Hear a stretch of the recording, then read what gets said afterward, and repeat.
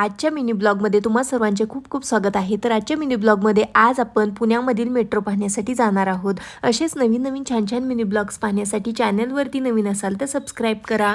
पुण्यामध्ये metro service सुरू झाल्यापासून आम्हाला मेट्रोमध्ये बसण्याचा अजिबात योग आलेला नव्हता, त्यामुळे आज आम्ही खास मेट्रो पाहण्यासाठी निघालेलो आहोत। घरातून बाहेर पडल्यानंतर आम्ही ऑटो रिक्षाने मेट्रोपर्यंत पोहोचलो। एक्सेलेटरने आम्ही वरती गेलो आणि तिथं तिकीट वगैरे काढली। एक्सेलेटरवरती जाण्याचा आरवचा पहिलाच अनुभव होता, त्यामुळे त्याला खूप छान वाटत होतं। फायनली आम्ही तिकीट वगैरे काढून मेट्रोमध्ये बसलो। पुणे मनपा ते आम्ही पिंपरी चिंचवड छान असा प्रवास केला। मस्त असे आम्ही रील्स काढले, त्याचबरोबर फोटो काढले। खूप छान वाटत होतं। मेट्रोमध्ये आमचा बसण्याचा पहिलाच अनुभव होता।